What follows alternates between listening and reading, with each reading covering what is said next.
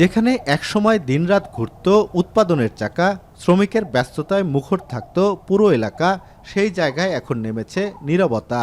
সময়ের সাক্ষী হয়ে দাঁড়িয়ে আছে পরিত্যক্ত ভবন আর মরিচা ধরা যন্ত্রপাতি।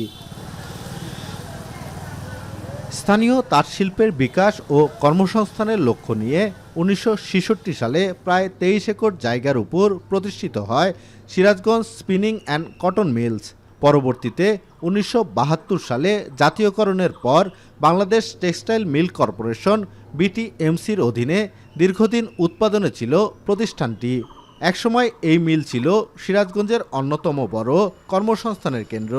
কিন্তু সময়ের সঙ্গে আধুনিকায়ন না হওয়া, পুরনো যন্ত্রপাতি, কাঁচামাল সংকট ও আর্থিক অব্যবস্থাপনায় ধীরে ধীরে লোকসানের মুখে পড়ে প্রতিষ্ঠানটি।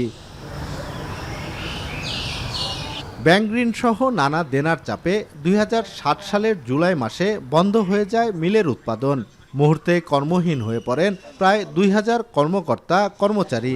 মিল বন্ধের প্রায় ২ দশক পার হলেও অনেক শ্রমিক এখনও পাননি তাদের পাওনা টাকা।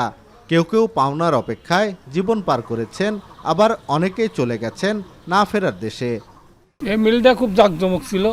মিল যখন চালু ছিল খুব জাঁকজমক ছিল। হ্যাঁ, আমরা ৮০০ ৮৫০ শ্রমিক কর্মচারী কাজ করে গেছি। অনেক কর্মজীবী পেশাজীবী লোক ছিল যারা এখন বেকারত্ব জীবনযাপন করতেছে, অসহায়ত্ব জীবনযাপন করতেছে। যদি এই মিলটা আবার পুনরায় আবার চালু করত, হাজারো বেকার সংস্থা এদেরকে কর্মসংস্থান হইতো। স্থানীয় ব্যবসায়ীদের মতে সরকারি বা বেসরকারি উদ্যোগে আধুনিকায়নের মাধ্যমে মিলটি পুনরায় চালু করা গেলে একদিকে যেমন তাঁতশিল্পের কাঁচামালের সংকট কমবে, অন্যদিকে তৈরি হবে নতুন কর্মসংস্থান।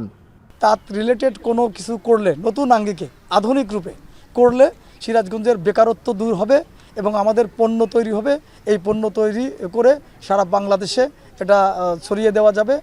এদিকে প্রাইভেট সেক্টরের বন্ধ মিলগুলো চালুর ব্যাপারে মন্ত্রণালয় থেকে নীতিগত সহায়তার কথা জানিয়েছেন বস্ত্র ও পাট প্রতিমন্ত্রী।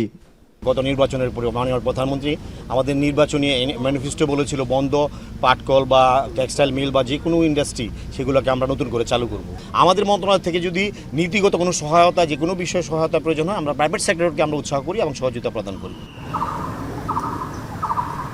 সদিচ্ছা আর আধুনিকায়নের অভাবে একটি সম্ভাবনাময় শিল্প প্রতিষ্ঠান কিভাবে ধ্বংসস্তূপে পরিণত হতে পারে তার এক জীবন্ত উদাহরণ Sirajganj cotton and spinning mill. স্থানীয়রা বলছেন, লোকসানের গণ্ডি পেরিয়ে আবারও সরকারি উদ্যোগে মিলটি চালুর ব্যবস্থা করা গেলে স্থানীয় তাঁতিদের সুতোর চাহিদা যেমন পূরণ হবে, তেমনি সচল হবে এই অঞ্চলের অর্থনীতির অবরুদ্ধ চাকা। রিফাত রহমান, এখন সিরাজগঞ্জ।